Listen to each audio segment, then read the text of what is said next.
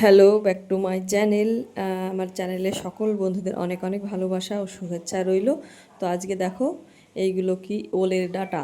তো ওলের ডাঁটা এখন তো খুব ভালো লাগে খেতে।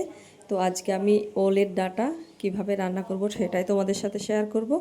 আর এই যে দেখো সুন্দর করে ওলের ডাঁটার খোসাগুলো আমি ছাড়িয়ে নিয়েছি। তারপরে কাঁঠালের বিচি নিয়েছি 2-8খানা করে।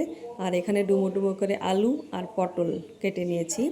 তো এটাই আমি আজকে রান্না করব শুকনো শুকনো করে। তার সঙ্গে মশলা দেখো আদা রসুন পেঁয়াজ আর কাঁচা লঙ্কা, আর এর সাথে একটা লেবু আছে। তো এইটা দিয়েই আমি ওলের ডাঁটা রান্না করব। ওলের ডাঁটা এইভাবে খুব ভালো লাগে, আবার মাছ দিয়ে তো অসাধারণ লাগে।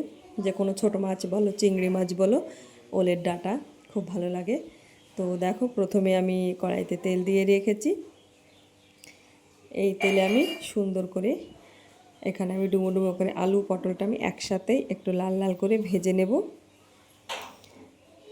যে দেখো একে একে, আর পটলের বিচিগুলো আমি কিছুটা ফেলে দিয়েছি, আর যেগুলো একটু নরম সেইগুলো আছে, কারণ অনেকটা বিচি থাকলে একটু মুখে পড়বে বলে বিচিগুলো আমি ফেলে দিয়েছি। তোমরা চাইলে নাও ফেলতে পারো। আর এখানে পরিমাণ মতো দেখো লবণ দিয়ে দিলাম, হলুদ দিয়ে দিলাম, কারণ লবণটা দিলে একটু সেদ্ধটা হয় আর হলুদের যে কালারটা আসে। তো এটা দিয়ে আমি সুন্দর করে এটা লাল লাল করে ভেজে নেব। আর ওভেনে তো আমি জল বসিয়েছি, কারণ ওলের ডাঁটা আর এই যে কাঁঠালের বিচিটা দেখছো এটা আমি একটু ভাপ দিয়ে ফেলবো, কারণ খুব গরম জলে আমি দিয়ে দেবো, এটা ফুটবে, বেশ সেদ্ধ হয়ে যাবে। আর যে একটা কালো কষ জলটা বেরিয়ে যাবে। হ্যাঁ, আর এই যে ওলের ডাঁটা অনেকে খেতে চায় না, পছন্দ করে না, কারণ এতে গলা ধরে বা গলা কুটকুট করে। তার জন্য এখানে আমি পাতিলেবু দেখো লেবুর রস দিয়ে দিলাম, যে খেলে যে একটা গলা কুটকুট করে গলা ধরে সেটা করবে না। বা যখন সবজিটা খাবে তার সাথেও লেবু নিয়ে খেতে পারো, কোনো অসুবিধা নাই। তো এটা দেখো সুন্দর আমি ফুটছে, বেশ একটা 10 মিনিট ধরে আমি ফুটিয়ে নেব যাতে সেদ্ধটাও হয়ে যায়। আর বেশ জলটা কালো জল আমি বের করে নেব। আর এদিকে দেখো আমার সুন্দর বেশ ভাজা ভাজা হয়ে এসেছে আলু পটল। তো এটা আমি তুলে নেব, আমার ভাজা হয়ে গেছে, দেখো খুব সুন্দর হয়েছে। তো ওলের ডাঁটা অনেক রকমভাবেই রান্না করা যায়, মাছ দিয়ে বা নিরামিষ বা আদা রসুন পেঁয়াজ যে যেমনভাবে খাবে সে সেইভাবেই রান্না করতে পারো, অসুবিধা নেই। আর এখানে দেখো ওলের ডাঁটা আর কাঁঠালের বিচিটা আমার সেদ্ধ হয়ে গেছে, আমি তুলে নিয়েছি। এটা ভালো করে জলে ধুয়ে আমি ঝুড়িতে রেখেছি। আলু পটলটা তো তুলে নিয়েছি, ওই কড়াইতে আমি সর্ষের তেল দিয়ে দিলাম। তো পরিমাণ মতো তেল দিয়ে দিলাম, এতে আমি দিয়ে দিলাম শুকনো লঙ্কা, একটু কালো জিরে আর তেজপাতা। তো এই ফোড়নটা দিয়ে দিলাম। এই ফোড়নে আমি পেঁয়াজ কুচি দিয়ে দিলাম। পেঁয়াজ কুচিটা একটু সুন্দর লাল লাল করে ভেজে নেব। দেখো খুব সুন্দর করে। তোমরা কীভাবে রান্না করো অবশ্যই কমেন্ট করে জানাবে। তো হালকা একটু লাল লাল করে আমি এখানে ওলের ডাঁটাটা দিয়ে দেব। দেখো সুন্দর একটু ভাজা ভাজা হয়ে গেছে পেঁয়াজটা। আমি এখানে ভাপিয়ে রেখেছিলাম ওলের ডাঁটা বিচিটা দিয়ে দিলাম। তোমরা চাইলে এখানে মশলাটাও দিতে পারো। তো মশলাটা আমি একটু পরে দেবো, কারণ এটা একটু ভাজা ভাজা করে নেব পেঁয়াজের সঙ্গেই। ওলের ডাঁটা বিচিটা আমি একটু নাড়াচাড়া করে এটা একটু ভাজা ভাজা করে নেব হলুদ লবণ দিয়ে। পরিমাণ মতো তোমরা হলুদ লবণ দিয়ে দেবে। এই যে দেখো আমি হলুদ লবণটা দিয়ে এটা একটু ভাজা ভাজা করে তারপরে আমি আরেকটু তেল দিয়ে মশলাটা আমি দিয়ে দেব।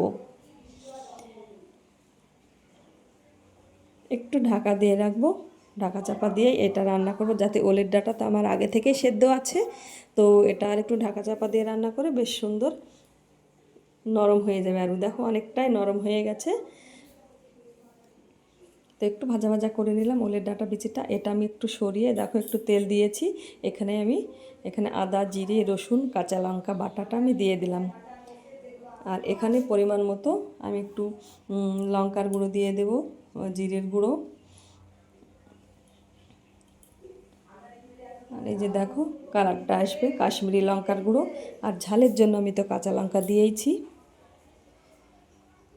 তো এটা এইভাবেই। আর হলুদ লবণ তো আমি দিয়েইছি। তো এইভাবেই সুন্দর করে আরেকটু আমি কষিয়ে নেব মশলাটা। এটা আমি একটু সুন্দর করে কষিয়ে নেব, কারণ এই সবজিটা একটু কি বলো তো কষিয়ে কষিয়ে রান্না করতে হবে। আর পরিমাণ মতো একটু জল দিয়ে দেবো, কারণ মশলা দেওয়া আছে। একটু জল দিয়ে আমি ঢাকা দিয়ে রাখবো, এতে আরও সুন্দর নরম হয়ে যাবে আর সবজিটা খুব ভালো লাগবে। আর এই যে ভেজে রাখা পটলটা, আলুটা আমি দিয়ে দিলাম।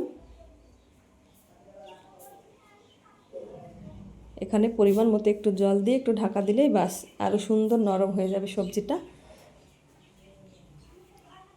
আর এই যে দেখো আমার কতটা সুন্দর মাখা মাখা হয়ে গেছে। আর হালকা পরিমাণে একটু আমি চিনি দিলাম স্বাদ মতো। তো রান্না আমার প্রায় কমপ্লিট। তো ওলের ডাঁটা কারা কারা খেতে পছন্দ করে অবশ্যই একটু জানাবে কমেন্ট করে।